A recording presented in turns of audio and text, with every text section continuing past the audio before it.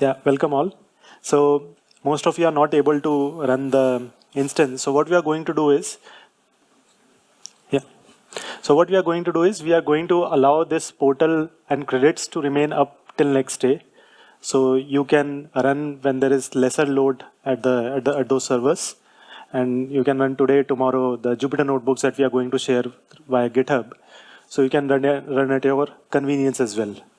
Okay, so that will help reduce some of the problems that you are saying. But yeah, apologies for that.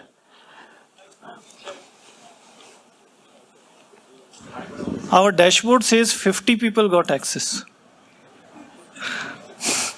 Yeah, they are successful. That's our dashboard says. 50. Yeah. So please try to share. That's what I can tell you. We apologize again. But due to heavy load, it is not working. Yeah, in my dashboard it says like 67 deploys are there. I'm not sure why they are not successful. But yeah, if your neighbor has done it, then you can try to see, and then you can run at later point of time till tomorrow. But yeah. Okay.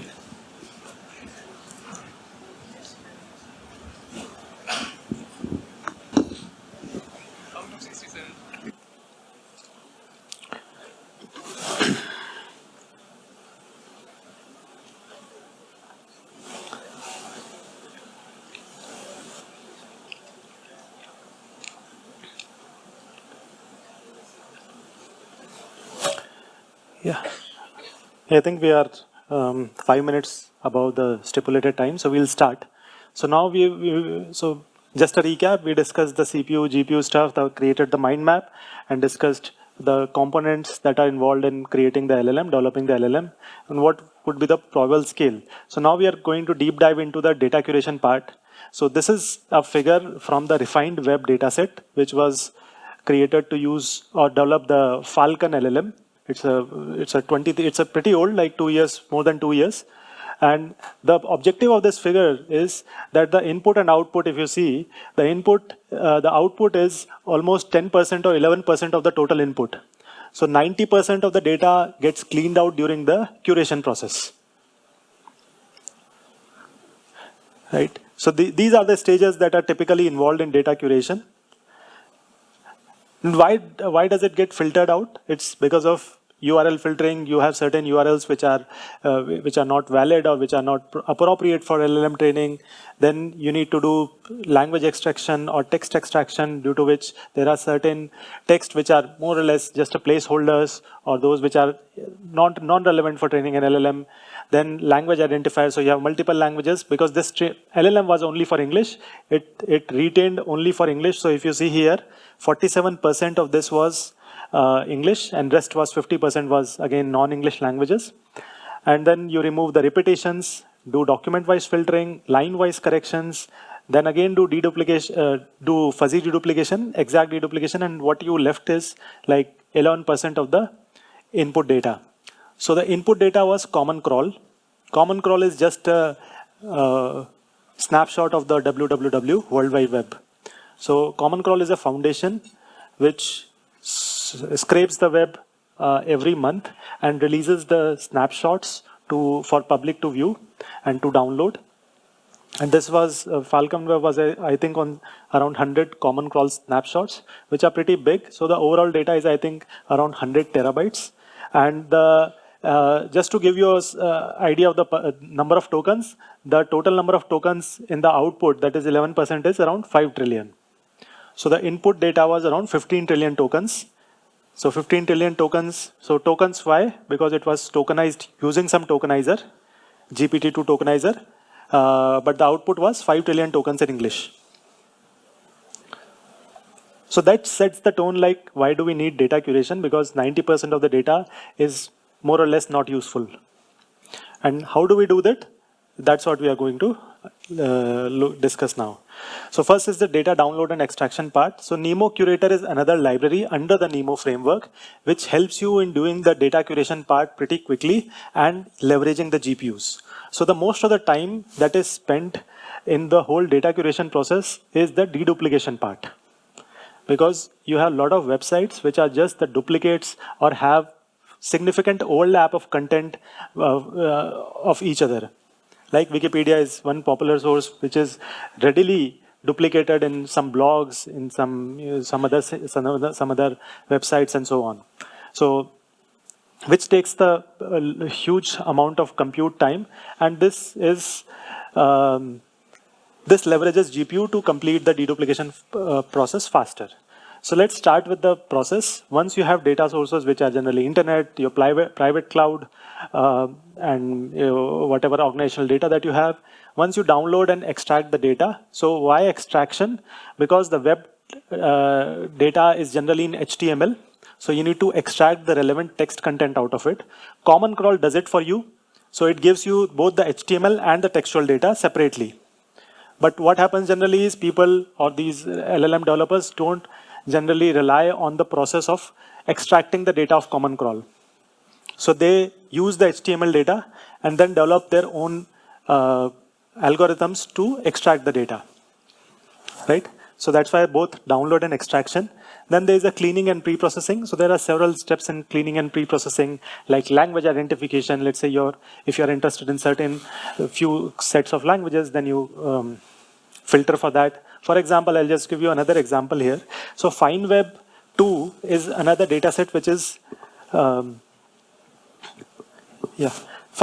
is another data set which is publicly available on Hugging Face. It is developed by Hugging Face team. What is interesting is FineWeb2 contains only non-English data. Okay, so Hindi and Indian languages, the cleaned part of the FineWeb2 data set for Hindi is only 11 billion tokens. So it's again from Common Crawl, like latest snapshots till July. It was able to extract only 11 billion tokens of high quality or some quality, which is useful for training LLMs. And for Hindi, it was 11 billion tokens. For other languages like Telugu, Kannada, it is under 5 billion tokens.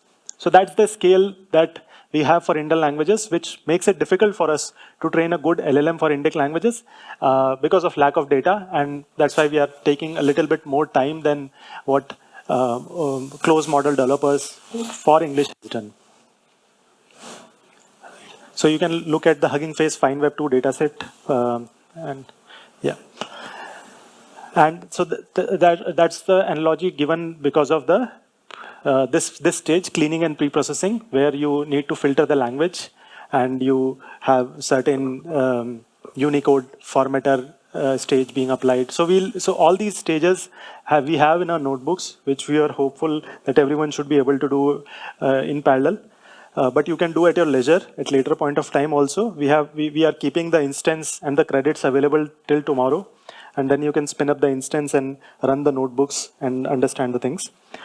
And then you have a quality filtering. So quality filtering, as we discussed earlier, it is essential to create LLM because this is what we have most control over. So if you have clear classification of what quality or what kind of data you have in your data corpus, it will give you more control and more idea about how the LLM is going to behave at the end. So if you have a clear classification of this particular set is very high quality, this is high quality, this is medium to low quality. So this way you have more control over how you are going to train an LLM. That we typically call, we can define the data mixture more effectively. Right? So this quality filtering, heuristic based or a classifier based, it's again you can develop it and for your own use case. And there are several quality filters already available. We are going to see in the notebook like what are the different quality filters. Then we have a deduplication, which is exact, fuzzy, and semantic. This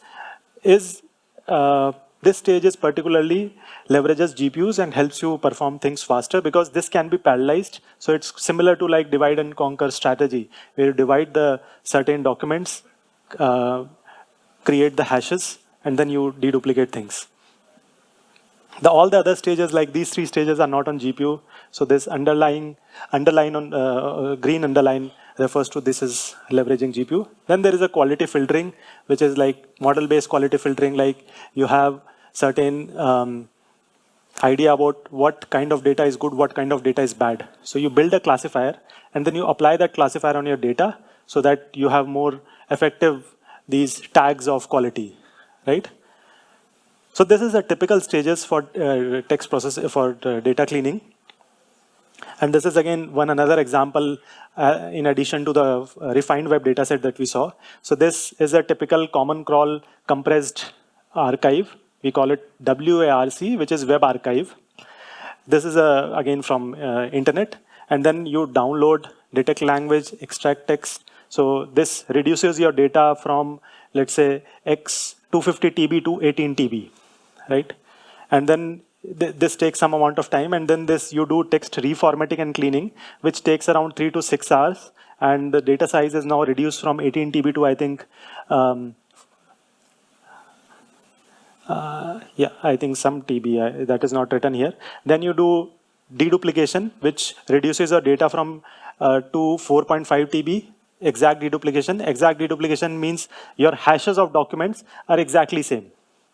The fuzzy deduplication means your hashes are not exactly same, but they fall in the same bucket. That reduces the data to 7.4 TB. And then after heuristic-based filtering, like you want your data to have some number of words in a document. So you don't want documents which have only white spaces, or documents which are only having few words, like 5 words or 10 words within the document. That is particularly reflective of that. Say that this document contains only placeholder elements. It's not descriptive. So these are kind of heuristic-based filters. So we'll also see this in the notebook. And then after that, after doing all this stuff, you are reduced from 250 TB to, I think, around 2 TB, something like that. Just give an example, because you can effectively think from the Falcon, the refined web perspective, you will only get around 10 to 15% of the data from the web to be useful for creating LLMs. And why is it useful? Because people have shown having this kind of categorization allows you to do data mixture more effectively and helps you in doing the gain performance in the for the LLM. So let's say if you do the Unicode correction, you'll gain 0.25% on the final LLM performance. If you do deduplication, you'll gain this much. If you do quality filtering, you will gain this much. Again, under certain conditions, right? Certain benchmarks with certain models, with certain data. That's why this data curation part overall is beneficial. Now, what does Nemo Curator provides? This library has pre-built pipelines for synthetic data generation, deduplication and classification, and for classifier as well, for deduplication and having these quality classifier models. So we are going to see all of these in detail in the notebook. That's why I'm spending not too much time. So synthetic data generation is very important part that we discussed in the last before break.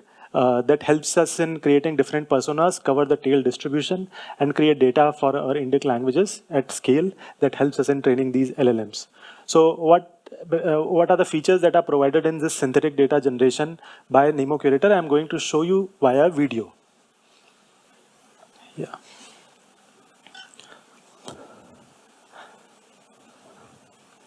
Yeah.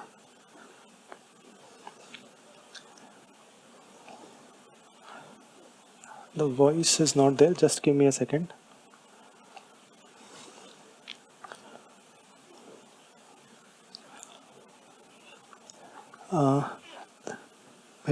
Sound नहीं आ रहा है video में.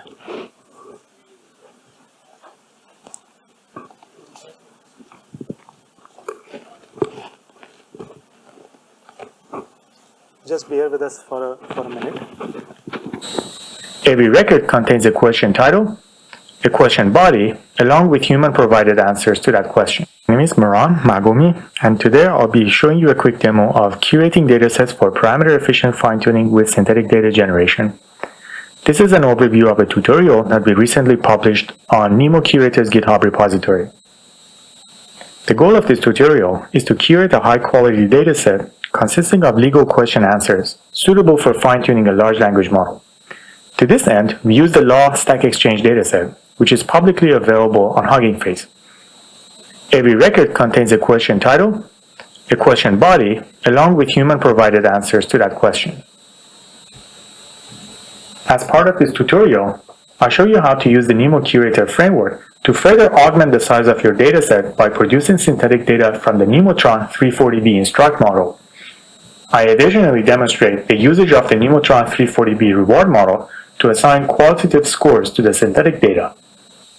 So we are going to do a small experiment in our hands-on section where we are going to use build.nvidia to ping or to call a gamma model to create data in Telugu, Kannada, Hindi, synthetic data generation. So that's the part we are going to do in the demo. But yeah, this shows you additional things like you can leverage the reward model to also score what kind of data, what type of data is being generated.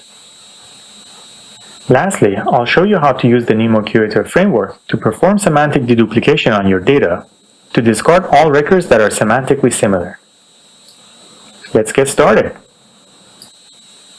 Although this notebook can be executed on your local machine, in order to experience all the functionality, you will need access to an NVIDIA GPU along with an API key for build.nvidia.com in order to issue calls to the Nemotron models. Let's dive into the code. The very first step of this data curation pipeline is to download and convert the dataset from Hugging Face to a format that is understandable by the NeMo Curator framework. This is done by the implementation of the document builder modules that are provided by the NeMo Curator. After that, we are ready to run our data curation pipeline. This function captures the main processing pipeline of this tutorial. We process the data in two stages: data filtering and cleaning, the first stage, and synthetic data generation, the second stage. We perform this iterative process as many times as necessary to achieve the desired dataset size. Now let's take a closer look at the dataset filtering and cleaning stage. We define a set of curation steps that are applied sequentially to our dataset. Specifically, we are interested in cleaning up all the HTML tags from our data, making sure that all the Unicode characters are uniform, and also apply some basic filters on our data to make sure that all the question and answer pairs are within a specific length. Note that all of these processing can be done on the CPU and do not require a GPU. Next, we define the processing stages that require the GPU. Specifically in this case, we perform semantic deduplication on our dataset, which ensures that all of our records are semantically unique. Once these operations are done, we are ready to perform the next stage of our pipeline, which is synthetic data generation. These operations are implemented inside this file, where there are two prompt templates that allow us to interface with the synthetic data generation model. Yeah. So basically, synthetic data generation is again giving prompt to LLMs, bigger LLMs, which are more capable to generate in that domain for that language. And you want to generate the data and filter the data parallelly such that the bad data or low quality data is not in the final output. So that's the objective of this. And as I mentioned, NeMo Curator provides you facilities to have reuse the quality filters, quality classifiers, and various other basic steps like cleaning the HTML, cleaning certain code-related stuff so that there's no mix of textual and code-related stuff in the same sentence, etc. So, yeah. And obtain the synthetic records. The first prompt instructs the model to generate questions from a posted human answer. The second prompt asks the model to paraphrase an existing question or an existing answer. We can additionally ask the model to produce n different variants to improve diversity. After producing synthetic records, we can prompt the reward model and assign a helpfulness score to every record. This allows us to filter low-quality records using the NeMo Curator. After we've produced enough synthetic records, it is time to rerun our curation pipeline again. This ensures that a combination of the real as well as the synthetic data do not contain semantically similar records, and also ensures that all the records are within a specific length. Once this pipeline has executed for a desired number of rounds, we are ready to write out the final results. Now let's run this pipeline on our machine and see the results. This will take some time.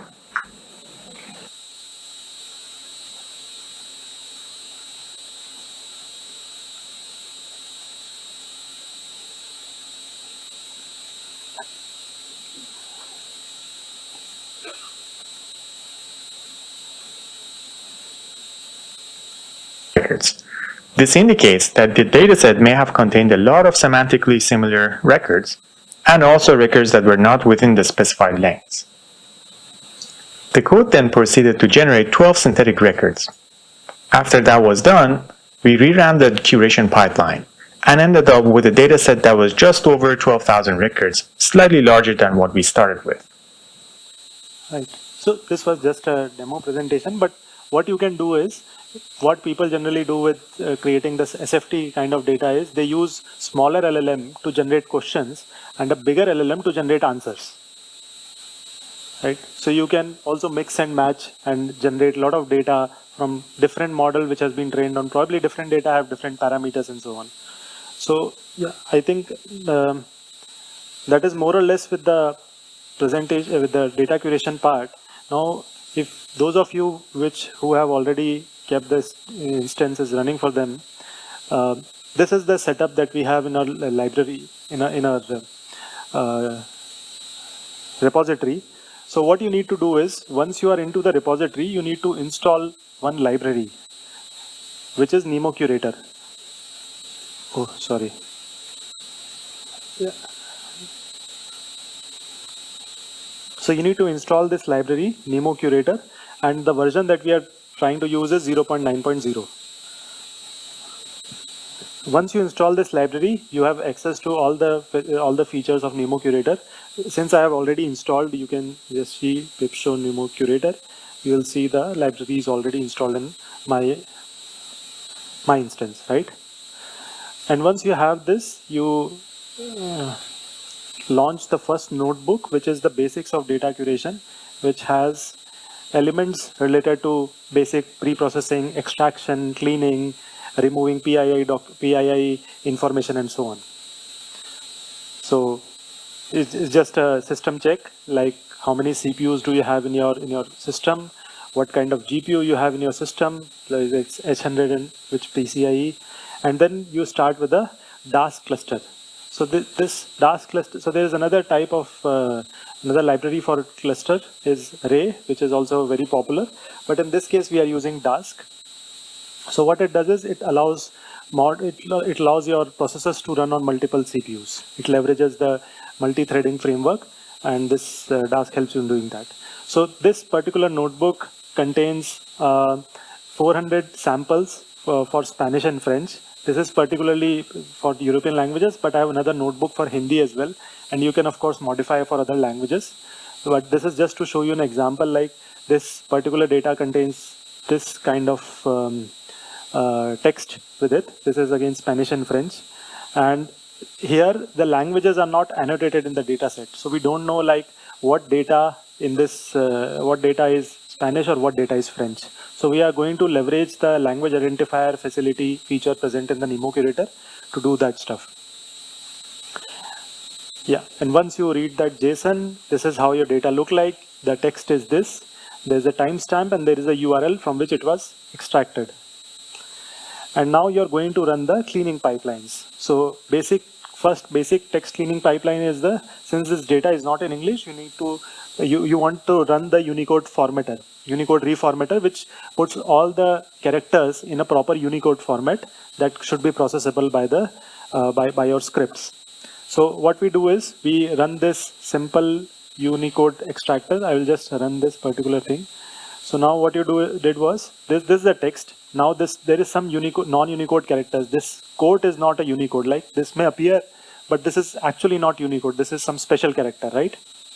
The Unicode for the quotes is like straighter one. And then there is this tab which is present here. This is kind of hyperlink which is there. So the point of this Unicode reformatting exercise is you want to remove all the extra stuff, right? So this is how you should run data test cleaning. You just call the cleaners, which is defined earlier, and now you have this cleaned up version of this input. So now the football here, here it is straighter quote. The tab is removed, and now the hyperlink with the information of the href is also removed. That's the purpose of the Unicode reformatter.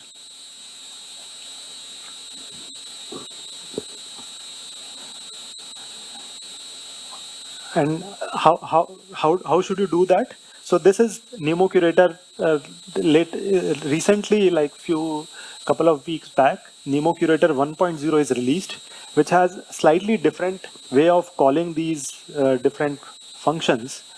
But this 0.9.0 is called the previous way of doing things, the earlier way of doing things. So they call this sequential method. So what this method tells is you execute all the functions with a defined in this array in a sequential way. So the text data, when it is passed, will pass through this quotation tag unifier and Unicode, and after that the Unicode reformatter. So that's how it is in 0.9, but there's slight change in the 1.0 setup. But the objective is it's almost similar. Only the way of defining things is slightly different. Yeah. So you run this curation steps on your data set here, and dot persist is to. So what happens is when the Nemo Curator executes the complete data setup applying all the functions, it does in a lazy way. So it stores all the execution steps but doesn't execute. So persist helps you in executing that before you can use the data for the next generations. Yeah. So once you do that, that's how your data would look like. It's cleaned up of non-Unicode characters. And now after that, you do a document filtering. So as I mentioned, the document filtering can consist of multiple things. Document filtering from the heuristic perspective can say like only retain documents which have lesser number of symbols. Let's say 10% symbol, 10% of the total word count or the character count should be symbols or lesser than that. Like symbol to word count should be 0.1, or the number of words, minimum words in the document is like 80. So you can define these hyperparameters, arguments yourself, and filter the data set. So more strictly you define, the lesser data you're going to get. And once you apply, so again, this is clean and unify, and again, the filter data set that you apply. So filter data set, I have defined these filters. Core filter, which says minimum word count. Repeating top n-gram filter, that maximum consecutive 2 words which are repeating should be 20% of the total n-grams in my document. That's what it is saying. And for consecutive 3 words, consecutive 4 words, so it depends on your choice. So even though there is a lot of knobs that you can control, not that you can adjust, but more or less for English, the things are more or less defined because the data curation pipelines are there in public, which have experimented with these hyperparameters and come up with the most popular or most adjustable parameters which will give you a good amount of data. But if your data is not from the web or it is not conformed to the English language, then you may have to change your these parameters by yourself. But more or less it remains similar or same. So for example, Malayalam is a highly agglutinative language, right? So you can create new words in Malayalam or Sanskrit by joining few words, right? I'm not a native speaker, but I know that this is right. So in that case, if you are able to create a new word by joining 2 words, doing the sandhi of 2 words and creating a new word more frequently, then you need to think about like you should not filter these kind of sentences, right? These kind of words. So that's why for each language and characteristic, this may be different. For example, English is highly having a subject, verb, and object pattern, right? I am driving, so subject, verb, and object. But Indic languages are generally subject, object, and verb, right? Kannada also in this case. So the structure of the language is different. So the application of these filters should also be different. So we should have a thought about it before applying these pipelines directly.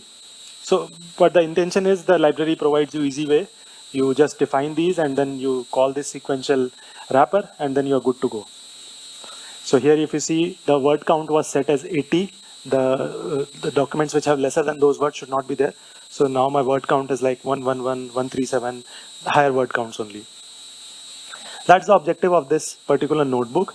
And then there is a PII, which is personally identifiable information, which should also be removed so that your data set is not does not spit out the the information associated with that person, right?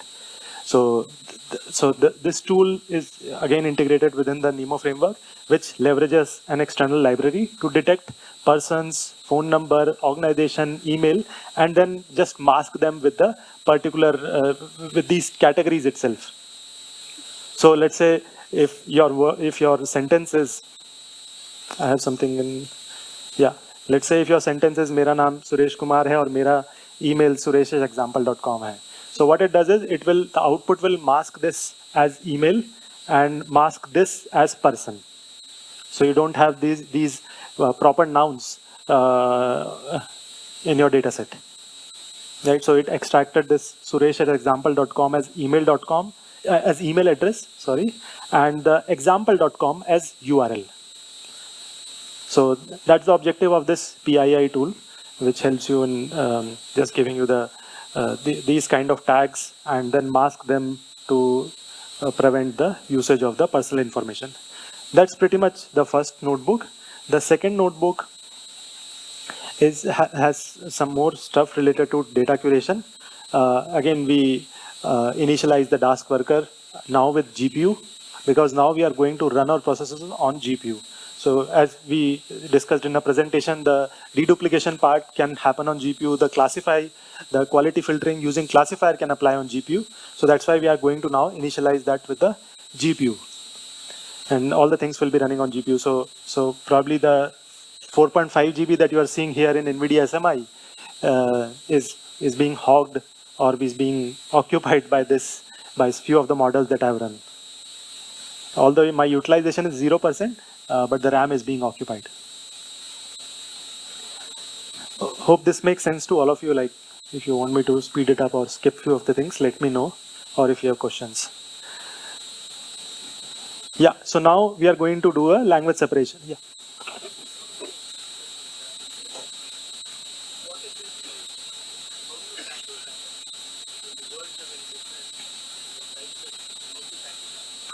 Yeah, I mean, so there are filters. The context was there are filters which could probably filter based on the number of characters in a word. So the words are larger in size. So I was saying that you should just be aware of things, because these filters could be applied if you do not understand the language characteristics. It may work differently. I see. But I suppose my question was, because the words, the parts of the large word are inherently right. Right. Because you are doing sandhi, you are joining multiple words. So, the word size by itself, there needs to be some other logic to it, isn't it? How do you tackle that? Yeah.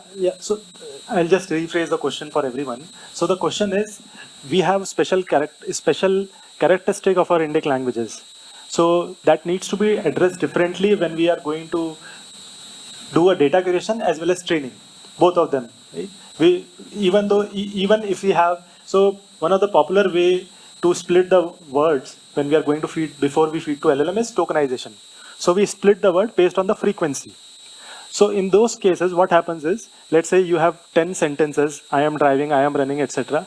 So now am and I is appearing frequently, and then and run is also appearing, let's say, assuming like it is split into different characters. So what happens is, it splits based on the frequency. So what happens is, those subwords which are more frequent in your document will appear as tokens. And what is the meaning of tokens? Tokens will have then semantic representation using embeddings. Right? So you have a document, you have a tokens which are subwords. These subwords will have embeddings. So you have more semantically correct subwords, you have a good representation. Right? So those subwords which do not make any sense, let's say are you. Okay, this could be a token and this could be an embedding. So for Indian languages, my understanding is there should be a different way of tokenizing itself. So we should leverage the sandhi. Let's say sandhi joining is easy, but sandhi splitting rules is like not very clear. Right? We do it from the practice, but from the algorithmic perspective, there are few libraries, but sandhi splitting is not very, people have not done it very properly. So if we have a sandhi splitting, so first stage would be, we apply the sandhi splitter on our Indic language, so that we have a separate words. And then when we are going to train the LLM, we do the Sandhi joiner, which is already easy, right? So that's just a not a very exact answer to the question, but yeah, just thinking out loud. One thing I think, Manish, right? Yeah. The few instances are working. You download it from Git, these notebook, right? Yeah. Sorry, I didn't show that. Thanks, Manish. So what you do is you download this library, this repository from GitHub. This is I showed it in the initial slide also, and then you will have, yeah, I'll keep it, and then you install the pip install Nemo Curator, which I was showing, and then you're good to go with that library. So I'm sorry I didn't show you how to download from the repository, but this was the repository where all the notebooks and the slides are there. I'll just take you through that as well. Yeah,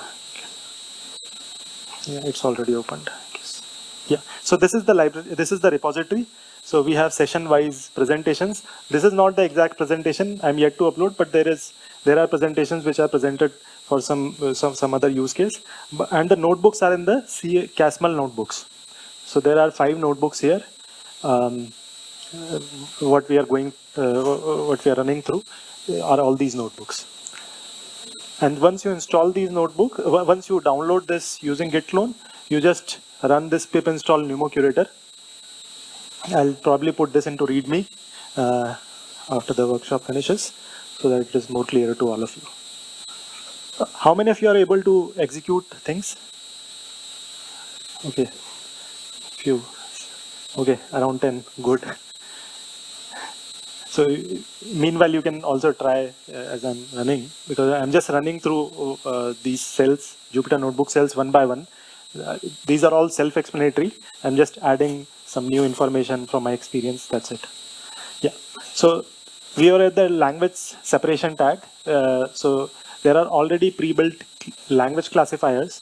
So if there is some language which is very closely related to each other, I'm not sure how Kannada and Tulu script-wise is related to each other. But for example, Hindi and Rajasthani is highly related to each other. Right? So if you want to separate both of them, then you probably need to build your own language classifiers. That may not be in this fast text library. Yeah, you're able to follow, right? Yeah. You have CUDA driver error. Oh, that's. You're not able to do NVIDIA SMI?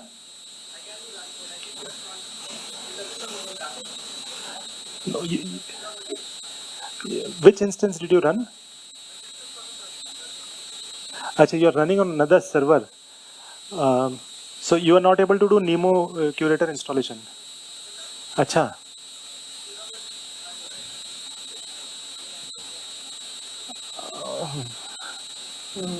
We need to upgrade driver or something we need to do. Yeah, I'm not sure.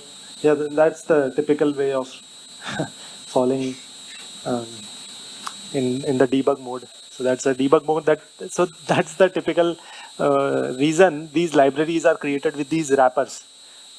So you don't have to. You just pull the container, Nemo container. All the things are installed. You just run the wrappers. Once you have data ready with you, and then you're good to go. Otherwise, this CUDA error, then there is library dependency, because there are so many libraries which are working in tandem with each other. If some version or some upgradation happens in some X library, then it may conflict and the things may not perform as expected. Right? So the nickel library, like there are CUDA library, there is a nickel library which helps us in communicating. So there are several versions, several things which are working underlying. Container helps you in using the exact version of library which gives you the best performance. Yeah, so then you have a language identifier. So these, again, you download this model. This is again from Fast Text, which is by Facebook Research. This is a pretty old model, but this is pretty useful. And this is a smaller size model, pretty useful for classifying like around 200 languages, I believe. And once you download that, you apply that instantiate with this model path here. The fasttext lang ID, which is a class, is already implemented in Nemo Curator, and then you are good to go by applying the language. And once you apply that, you have a language here. So this is a French, this is a Spanish, and so on. Yeah.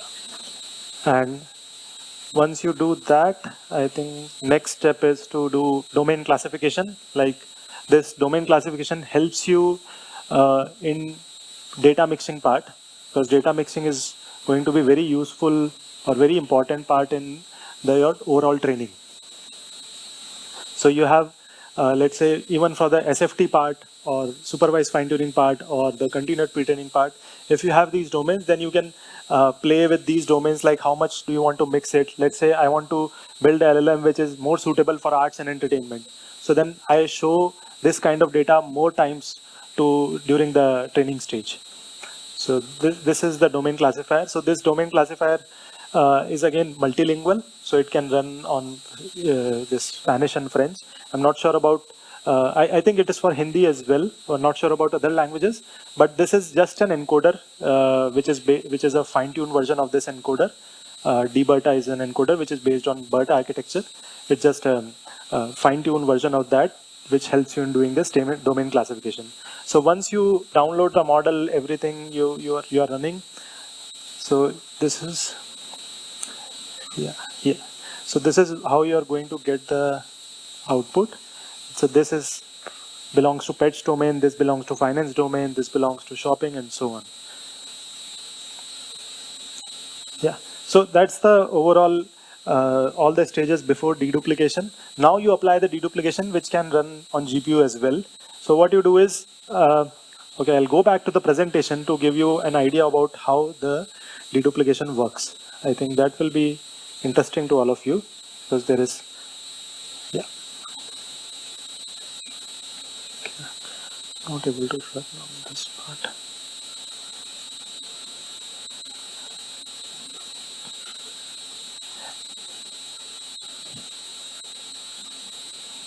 Yeah.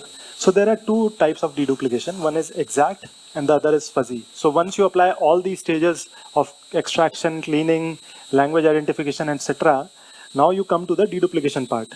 So in exact deduplication, it is easy. You find out the hash of the document, and you match the hash of the document, which are exact copy of each other. Now in fuzzy deduplication, we do the same process, but we do slightly different with bucketing. So let's say we have this document. Yeah. So let's say we have this document, and there are like few other documents which are probably similar or exactly similar. Now what we do is, we have few hash functions with us. Hash functions are just like ax plus b, ax modulo b. So ax plus b modulo c. So what happens is, you have a hash function, you apply on some n-grams. So you don't apply on whole document. What you do is, you apply on, let's say, 3 consecutive words. So let's say your this document was, the quick brown fox jumps over the lazy dog. So one hash function is applied on first 3 words, which gives you some value. Then the same hash function applied on next 3 words, which gives you some value, and so on. Now, once you have this matrix, you choose the minimum value from each row. So here, the minimum value in the first row is 23, 24, 38, 29, 59. So this constitutes your signature. So that's why we call it min hash, because we are selecting minimum value from each row. And you do similar for document 2, document 3, and so on. Now, you divide these document signatures into number of chunks. So you have, let's say, the signature of length 10. Now you divide them into 2 bands. So you take a chunk from a random location of signature. So let's say you have this band, and you take a chunk from this location and map all similar local chunks to same hash buckets. So let's say this particular part of the signature and this particular part of the signature will fall to the same bucket, right? So D1 and D5 falls to the same bucket, D4, D7 falls to the same bucket. Now, once your document is, so the complete process is broke the document into smaller hash representation and assigned to multiple buckets based on content similarity. Now, you have grouped the documents that land into same buckets.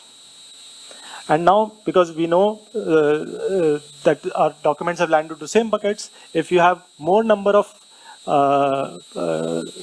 document signatures which are falling into similar buckets, then you classify that document as a fuzzy duplicate.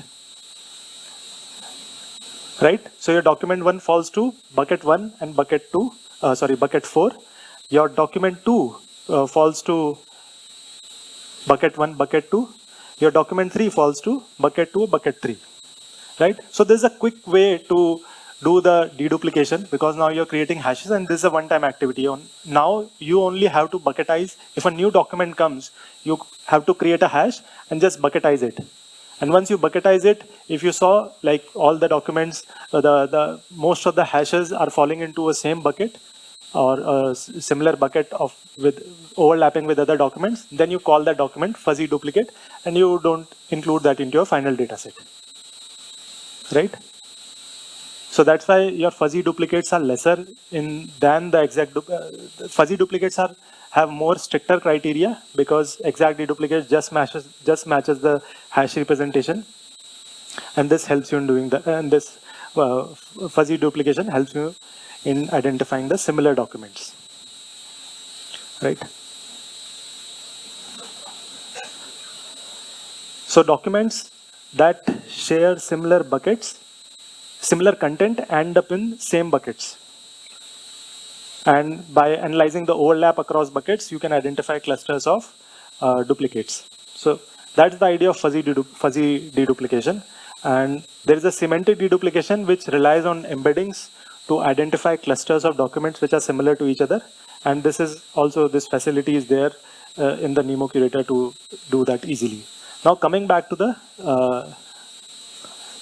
the notebook, which has this fuzzy deduplication application. So initially we create a unique ID for each document. So this add ID function creates unique ID of each document, and then based on that unique ID, we are going to perform the duplication part. So yeah, so I'll just take you directly to the module which does that. Sorry. So I'll take you directly to that module which does that. So you import this exact duplicates. You pass your directory which contains the ID and which contains the document, all the documents, and then you just run it. This, since we already initialized with the GPU cluster, it will run on that, and you will see like how many number of documents were in the original data and how many number of documents were removed. Okay, I have not run that all together from the top. That's why I'm facing this issue. Yeah. Sorry. Okay, you need to add your code here. Okay. Add prefix.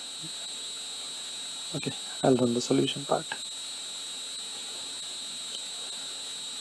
Once you execute this, now here, so number of documents in the original data was 194, and now I am reduced to almost 50% after my exact deduplication part. Now coming to the fuzzy deduplication part, as I mentioned, it does this compute the min hash signatures for the documents, and we compute this min hashes based on n-grams. Then locally sensitive hashing is performed. LSH is performed to identify duplicates, and LSH buckets are converted to edges. So these are like connected components. Graph is created for the nodes which are buckets, and the edges which are connected to, for the documents, nodes are being created, and the edges which fall them into the different kind of buckets. And then you just compute like how many percentage of documents are in the similar bucket, and then you're good to go.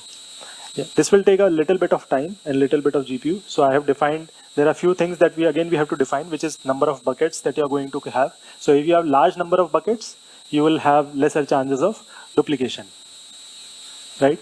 And if your hash signature is smaller, you will have more chances of falling them into the same bucket. So these are again hyperparameters that you need to play with to identify the most appropriate appropriate numbers to get your final data. So yeah, this is second notebook, and this is third notebook, which is, since I know only Hindi, I created this on Hindi. So what I did was I downloaded a Wikipedia dataset, which is a Wikipedia snapshot for 2023. So all the documents from there.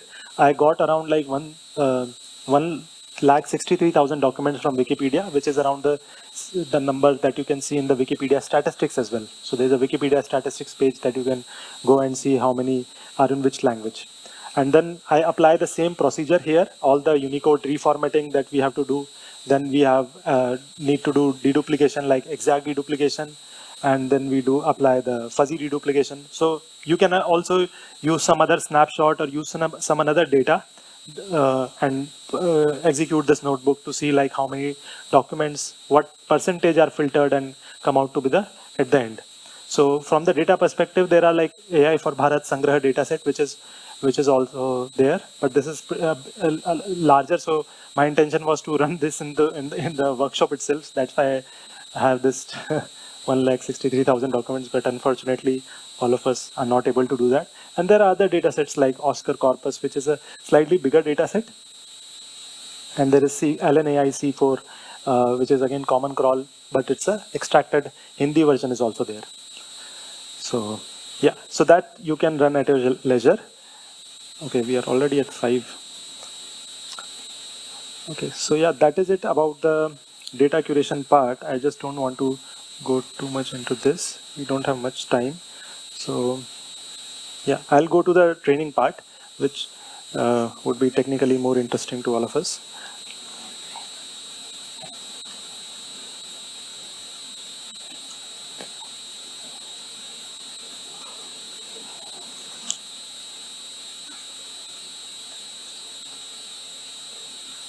Yeah, so we have done both of these components, which took a little bit more time. But now I'm going to run you through the how do we do distributed training, LLM training on a large scale cluster. What are the different details that is required to run the processes on such a large scale? Okay, so transformer architecture, I'm not going into very detail, but we know it consists of an encoder and a decoder. Now, transformer is only decoder based. When we are training an LLM, we just don't take the encoder as a component. We train only decoder based transformers.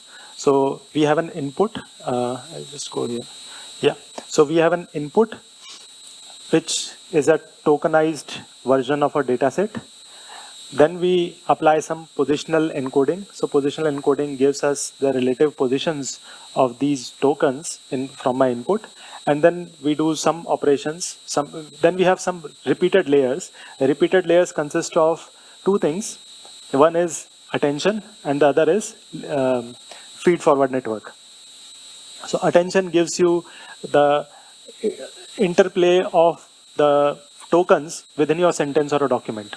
So let's say if you have a document consisting of, let's say, 100 words, attention, self-attention is basically, self-attention gives you how much weightage some word, some X token should have on Y token. Because the structure of the language that we speak is such that words, let's say pronouns are related to some word which has been spoken in the earlier part of the sentence. So self-attention helps capturing these pronoun dependencies, these language-specific dependencies, like there is a structure, subject, object, verb, right? So these self-attention module helps to doing that, and feed forward helps you in capturing other things. So yeah, I'm not going to cover the transformer architecture because this is more from the implementation point of view. So what happens when we train a neural network? We read the data, we move the data from CPU to GPU if it is not there directly on GPU. Then we pre-process the data, queue the data if there are multiple processes already running that.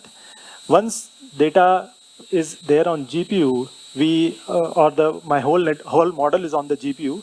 We pass the data and calculate activations for layer 1. So let's say this is my input.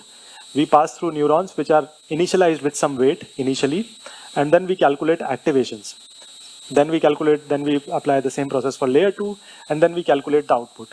And once that is done, we calculate the loss from the generated and the ground truth. And then based on this loss, we do the back propagation, which is a typical partial derivative that we take of loss with respect to these weights. So the intention is we reduce the weight, we reduce we do this gradient computation such that my weight is reduced in the direction which improves my loss. By improving the loss, my loss should be reduced. And then, so this whole, during the backpropagation, optimization is an important component. So optimization helps you in doing this particular thing, W2 equal to W2 minus alpha is the learning rate, and this is my partial derivative. So this is how a neural network is trained on a single GPU. Now what happens in multiple GPU case? So we have, let's assuming we have a model which is able to fit in a single GPU. So what we do, we take different data copies. We take different model, same model copy and different data, make it follow the same process from in the forward pass, calculate the loss, and then we aggregate the loss here. And then the activations that were computed were propagated through both of these GPUs. So the activations for these neurons within my model are being synchronized and told, like broadcasted to both of them. And then you apply the same process. So that's where the synchronization is happening here. So this is how it happens in the data parallelism way, where the model can be fit on a single GPU. So there are two types of parallelism. One is data parallelism, model parallelism. Data, as I mentioned, when your model is fit into a GPU, you create different model copies and you divide your batches into the number of copies that you've created, and you pass the data, do the synchronization step. So there is a few synchronization additional overhead that happens during the data parallelism process. And there's another model parallelism where there's a single copy of model parallelism, a single copy of model parameters, but the model is split on different GPU. So in tensor parallelism, what happens is you divide the tensors, the input tensors onto different GPUs. In pipeline, you split the model onto different GPU. So we are going to see with, I think, in a more easier way. Yeah, I'll just go to tensor parallelism first. Yeah.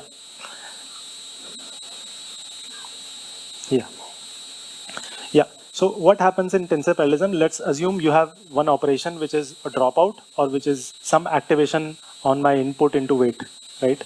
So what you do, the input tensor, your x, which was the input to your ReLU function or activation function, is split into two different tensors. So x is split into x1 and x2. Now you apply this to a1 and a2. So here a1 and a2 is again the input, the multiplication that happens with the weight, after which the activation is applied. So you multiply this with these two weights, a1 and a2, and then you do apply the activation function.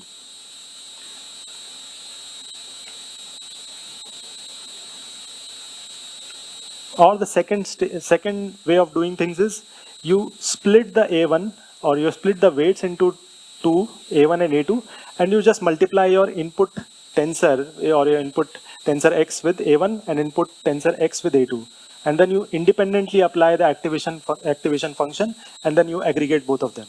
So here we do not require any communication, because we are independently applying the activation function onto different tensors, different input tensors. But in this case, we need a communication, because here we have to know if we are applying the ReLU activation function, we need to know the whole reduction, whole sum here. So that's where tensor partitioning happens.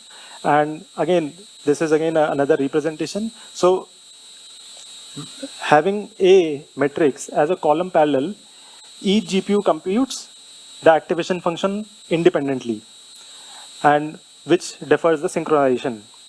And from the dropout perspective, there's another example. So dropout, we just switch off few of the neurons within my network. That's a basic concept of dropout. So dropout uses row parallel partitioning. So what happens is, so the forward pass here requires all reduce, that is sum my contributions from all shards. So here if you see, your GPU 0 has Y1 input, and this GPU1 has a Y2 as an input.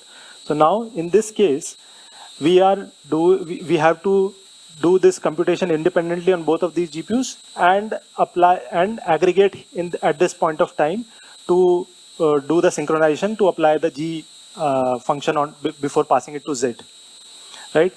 So this is again a row parallel where we are doing a forward pass and then doing a all reduce to do this backward pass. That's how this tensor partitioning happens in a column parallel fashion and a row parallel fashion. So I'll not spend too much time on this. I'll just give you one good idea of like how much memory is required to train a LLM, which could be more interesting to all of us. So when we train a LLM, there are different components that needs to be stored in the memory. So we are going to store most of these things on the GPU memory. So first is model weights. If you are going to train using FP32, there are 4 bytes that needs to be stored. So let's say if you have X number of parameter, so 4 into X is the number of model weights that needs to be stored.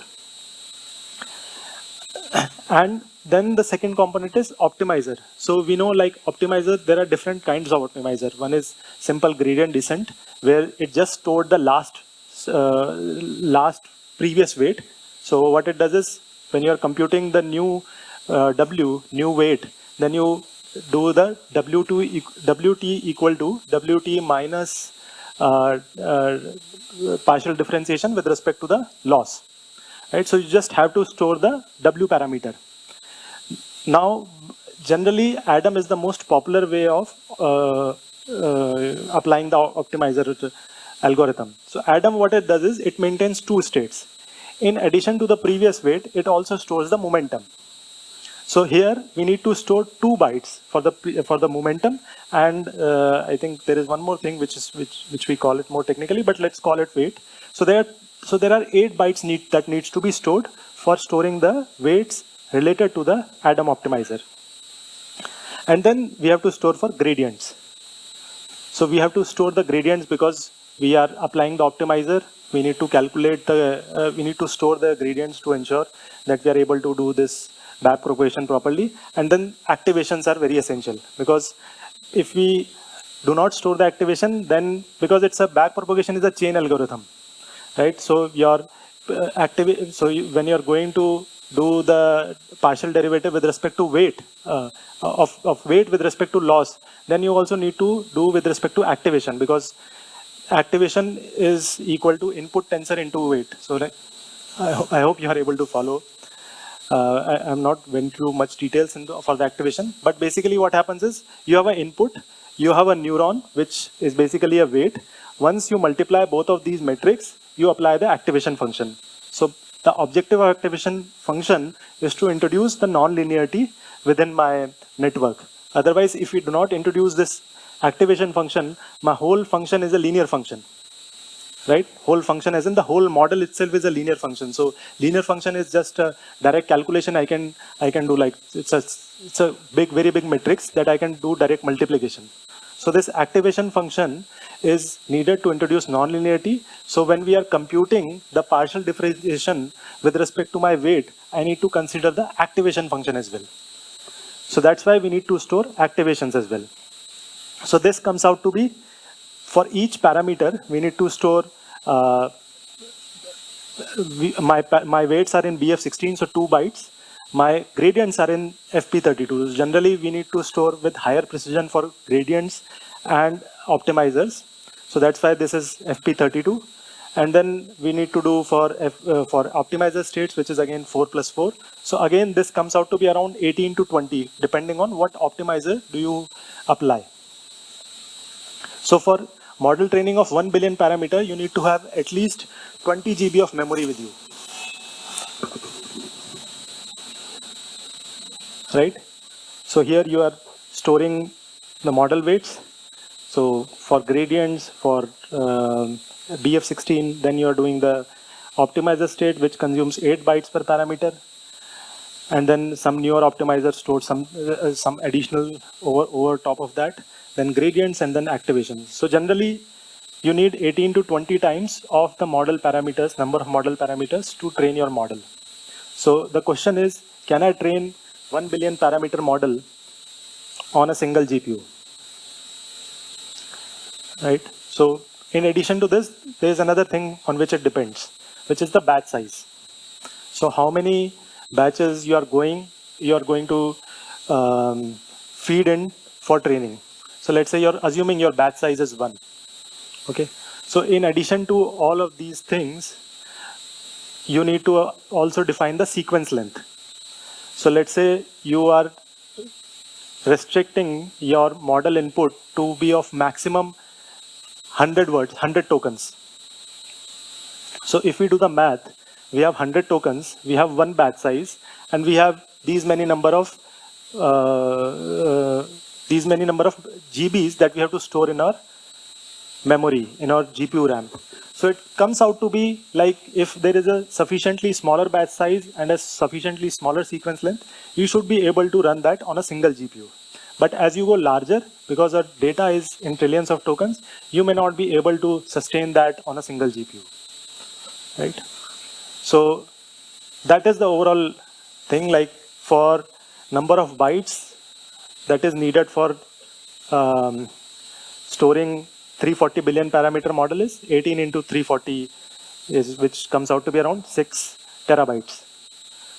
So this necessitates that you need to split your model across different GPU, across different nodes, because 6 terabyte, one node can at max contain 640 GB of memory, right? H100 node assuming 700 GB of memory.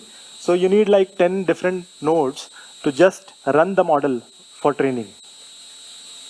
So that's why the initial question was, can we train the model on a RTX, let's say, because some of you have tried it on your own systems, and you are able to do with sufficiently smaller sequence length and smaller number of batch size with very few parameters. Yeah. So I'll not try to delve too much into this, because I think that's the main takeaway that I want all of you to take. There's a pipeline parallelism. Basically,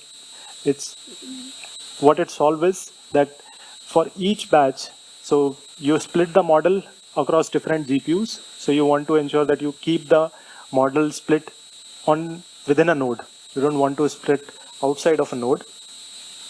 So you split the model. So your stage 1 will take the input, and stage 2 will wait until your stage 1 is finished. That's a typical pipeline that we have learned in computer architecture, right? So you want to reduce this bubble time, because you have to wait until your previous processes finishes.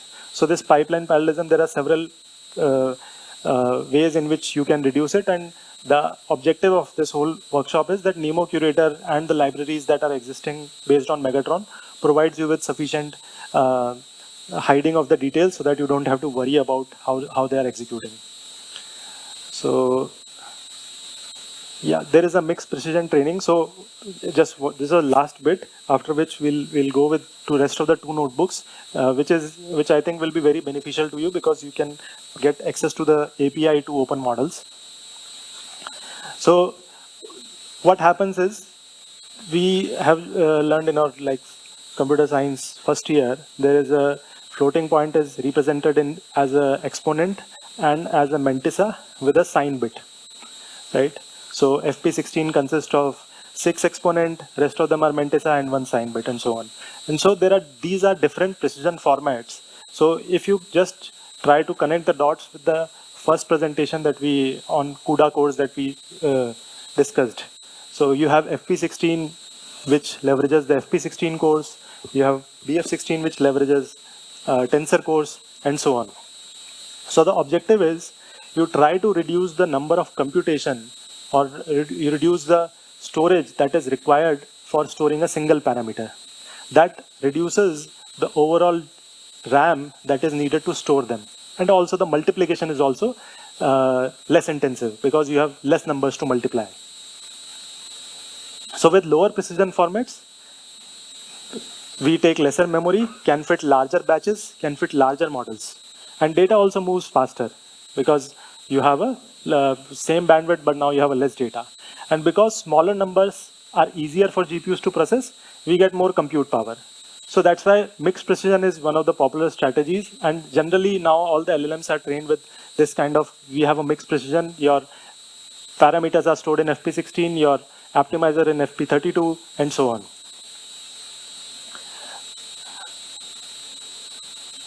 Yeah, but there is a catch here, because when you learn the parameters or update the weights with lesser precision, you have lesser values or lesser range of values that needs to be that are adjusted in your overall weight, right?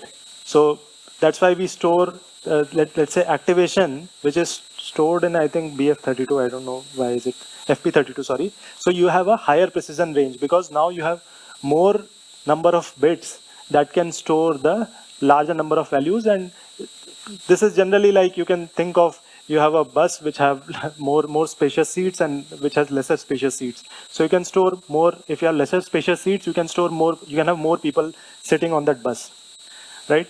So these precisions, even though they are beneficial for training the LLMs, they have certain drawbacks. So during quantization, we try to reduce these ranges from, let's say, if the model is trained in BF16, and we try to reduce those parameters which are non-essential or which are less useful for my for inferencing or for producing output using LLM. So I reduce those parameters to a lesser precision.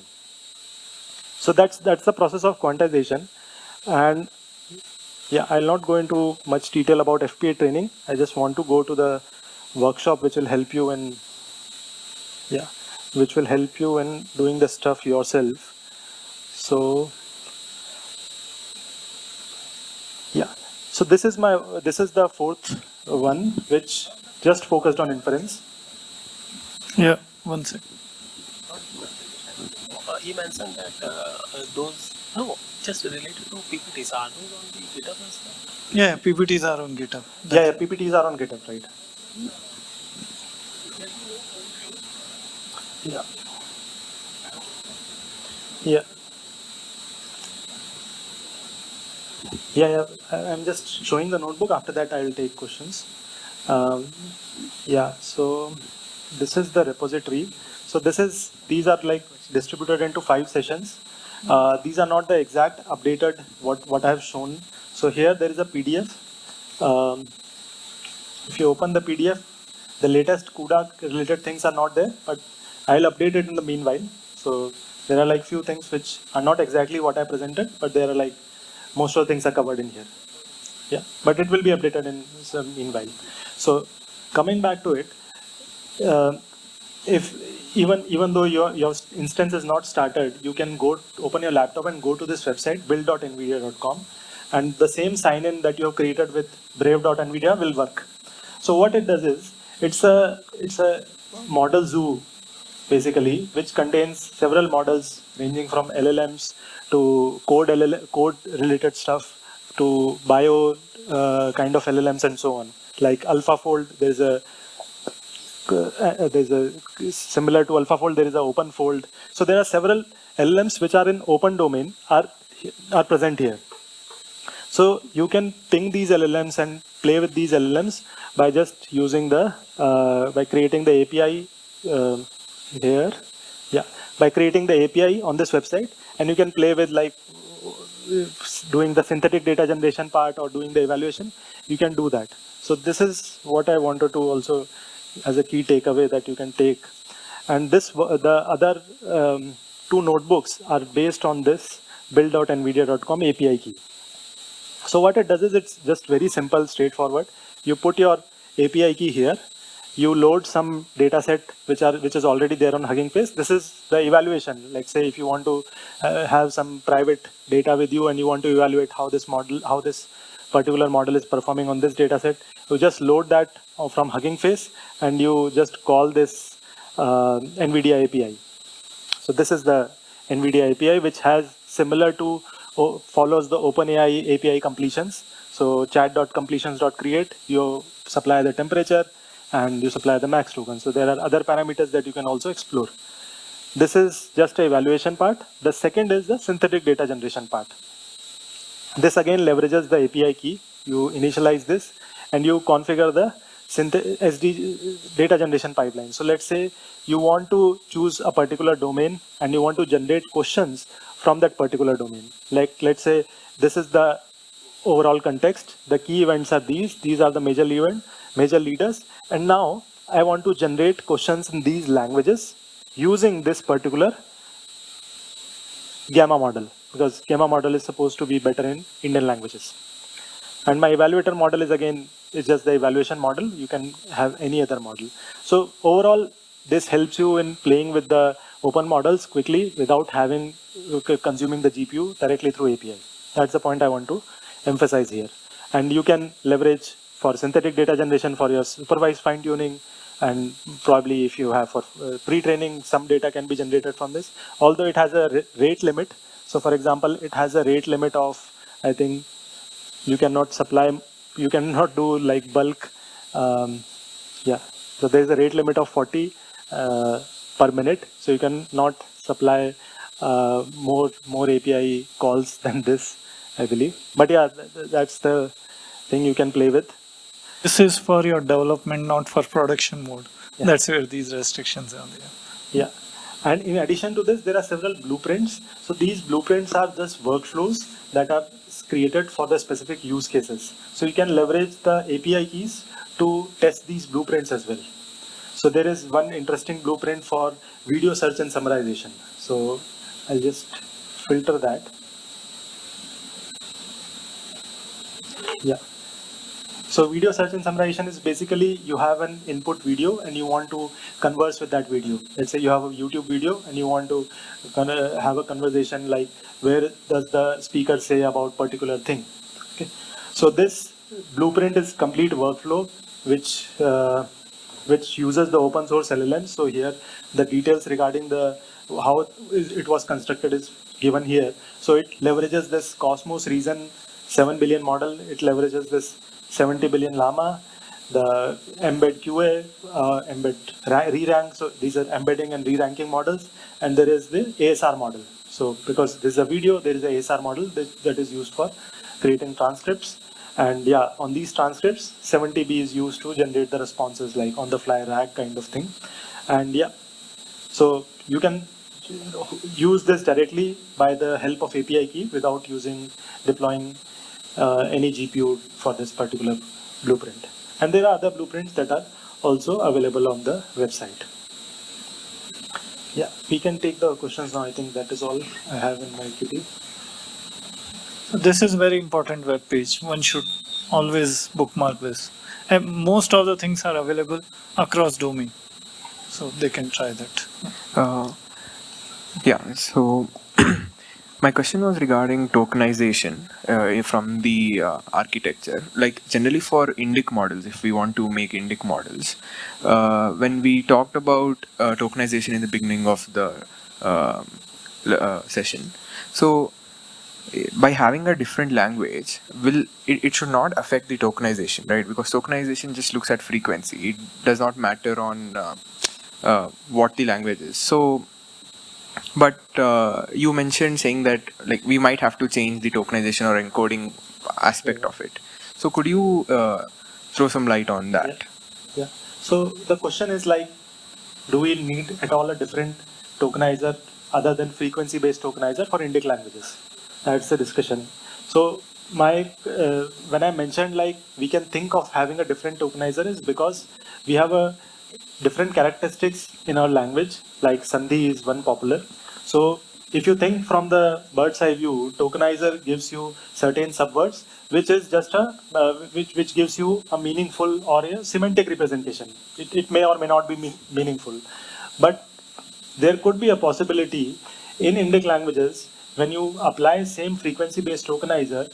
It is for languages which have high Sandhi rules, which are highly agglutinative in nature. Then those frequency-based rules may not be very useful for your creating the embedding representation.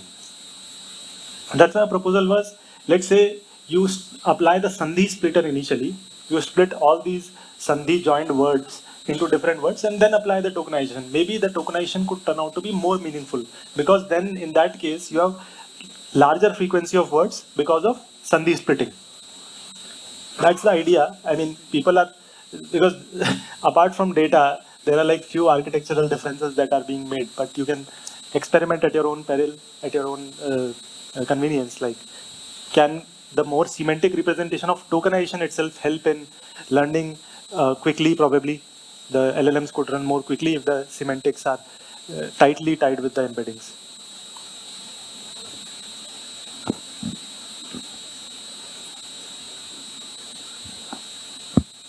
Hello. I hope I'm audible.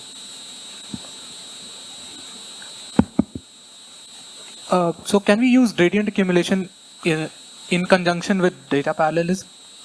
And which type of data parallelism to use when? Kind of use cases Yeah. of sorts. Yeah, that's a good question. So just a feedback, if we'll be glad if you can provide some feedback. Yeah. Coming back to the question, what type of data parallelism should you use when? So if your model is able to fit into a single GPU, that is, you are able to train, your model size is pretty small, and you don't need splitting of your model layers to different GPUs, then you apply the data parallelism, like don't need to do anything, because there is only one synchronization step that happens during the backpropagation, right? You need to do a all gather, and then you need to do the all reduce for the each of the weight parameter updates. But during forward pass, you don't need to do the any communication primitives. If your model is not being able to split onto a single GPU, then you can apply pipeline parallelism. If it is not able to fit within a node, like let's say 340 billion parameter that we saw, which required 6 terabytes of memory, then you apply tensor parallelism on top of that. So like you should do it step by step to reduce the communication overhead associated with training.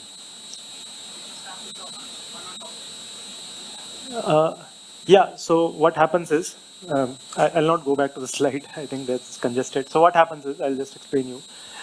So you have a model, you split that into, let's say, 2 data parallel ranks, okay? Now, your first data parallel rank is split into multiple tensor parallel ranks, okay? Your other data parallel rank, which contains model copy, but it has different data which is being fed to it. So, and then you do the tensor parallel rank over that data parallel rank. Yeah. Hi. Here. Yeah. Okay. Hello, I'm Shubhangi. I'm from IIT Gandhinagar. First of all, thank you for facilitating this workshop. I'm not from a CS background, but this was very insightful to understand how the LLMs work. So my question is a little more on the physics side. So I recently heard about something called Physics Nemo. So I was wondering if you can elaborate a little bit on if the workflow of Physics Nemo is similar to what you have described here. And the second question is, as I understand, this requires a lot of GPU power. So is it also true for the Physics Nemo? Is it also based on the foundation models, or does it use some other kind of architecture? Yeah, it's a good question. So first of all, Physics Nemo is the framework. What we came up is you might have heard the PIN, Physics Informed Neural Network, that is open source. And we customize that so that it becomes easily scalable and easily work on GPUs based on that. And why Physics Nemo? That you might be aware that the general PyTorch and all, they do not follow the governing laws, but Physics Nemo, we can follow the science governing laws as well in that, right? So that is the thing. And Physics Nemo stuff, the build.nvidia.com, there 1 or 2 use case you will find there how to use it, and otherwise literature is available. Otherwise you may ping separately, we will point you to the literature on that. It's being used across the industry, being used. Now sizing of GPU, again here also sizing depends on your data and how big the model you would like to make, right? And particularly these are the terminology more common in the language model, what we call the parameters, token size and other things. In science also we try to come up with similar thing, but generally the science data is, I would say, time series dependent. They need the longer memory than the language model need less memory.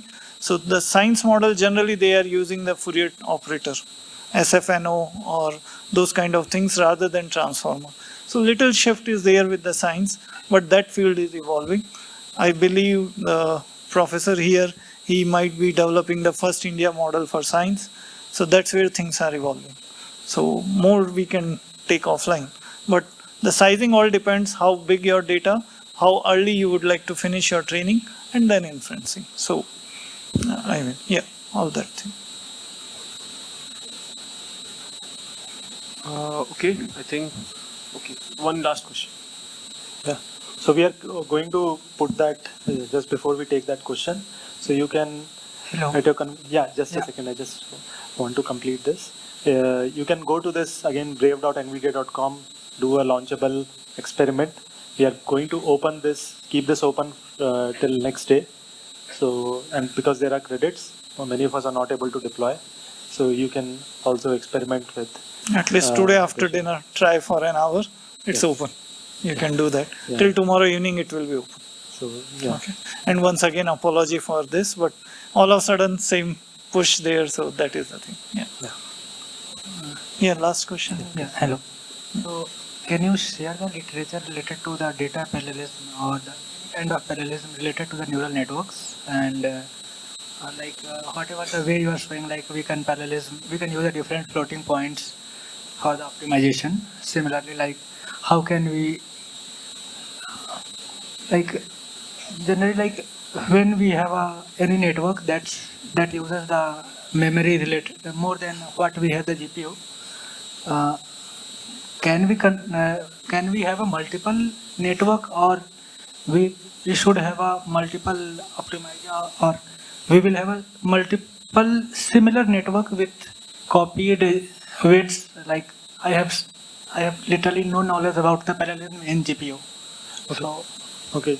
So I'll just try to give you a brief overview of parallelism. So basically, we saw like how many GPU RAM do we require to store when we are going to do a training, right? So if it is not being able to fit into a single GPU, then you apply model parallelism techniques, these tensor parallelism, pipeline parallelism, and for mixture of experts kind of models, like there are recently most of the open models are being said to be mixture of experts. So, and there are very open weight models like DeepSeek, which is also a mixture of expert. Quen is also released, and there are several Indian players which have also released or are going to be released are mixture of experts only. So there is expert parallelism as well in addition to this, and there is a context parallelism. So these are again, all these parallelism are in model parallelism category, because so in context, if we have a larger context in our input, then it may not be feasible to process that by the model by taking the complete input. There is some mathematics, I'm not going to into that, but the broad idea is that. So you apply these model parallelism, and if the model is being able to fit within a single GPU, then you apply data parallelism. The idea is try to reduce the communication when you are going to train the model, because communication has a lower bandwidth than the computation that we are going to do, right? So computation is generally, we saw like 2048 cross 2048 matrix multiplication takes around 0.2 microseconds, right? Or 28 milliseconds, I'm not sure, sorry. 0.8, 0.2 milliseconds, something like that. So the teraflops of a GPU, theoretical or a practical teraflop, are like into 10 to the power 12, okay? Floating point operations that can be done per second. But bandwidth is again in gigabytes, okay? So that's why the objective is try to reduce the communication overhead, try to leverage as much as possible the GPU compute capacity itself. But the systems are being developed. For example, recently NVIDIA released a complete module which has 72 GPUs in the same backend. So this is a GB200 NVL72. So what happens in this is, in our B200 or H200, we have 8 GPUs within a single node, right? Now in this, there are 72 Blackwell GPUs within a single node. And these are again connected via NVLink. So NVLink goes to NVSwitch, and NVSwitch routes it to the appropriate GPU. So the objective is that you can maximize the bandwidth usage and put that into the single node itself, because the node to node communication bandwidth is again lesser, because we are again, even though we are better than Ethernet using InfiniBand, but it's again very less than the NVLink, like half of that, half bandwidth than that. And there is a chance of congestion, there is a chance of dropping of packets, which is again, because it's again designed on the Ethernet fabric. Yeah, we'll share the relevant links, and within the README itself, I think GitHub README I'll update to have relevant links which you can read and take idea. Okay, that's it. Okay, So just last summary. In this workshop, we try to link the platform, like the software things, with the hardware. And we expect everyone, whenever you go next, try to use anywhere the GPUs, across cloud, or someone was saying RTX, someone is laptop. Try to see the system health. Initially, we shown some how the communication, how the computation happens, and try to link your LLM, whatever you are developing, try to link with that. That itself is a deep insight, and that will help you to progress further, whatever objective you have in this domain. But this is a key part, like mapping what you are doing as a software side with the hardware. And ultimately, that only gives you the way forward, how to size the GPU, what one is expecting when you do the prompt, how the answer will be there, what will be the latency to the first token, and other things. So try to map this. That would be my last submission here. Yeah. Hope you enjoyed this. Thank you. big round of applause to both of them. A token of appreciation from the Casimir organization. Thank you. Thank you, everyone.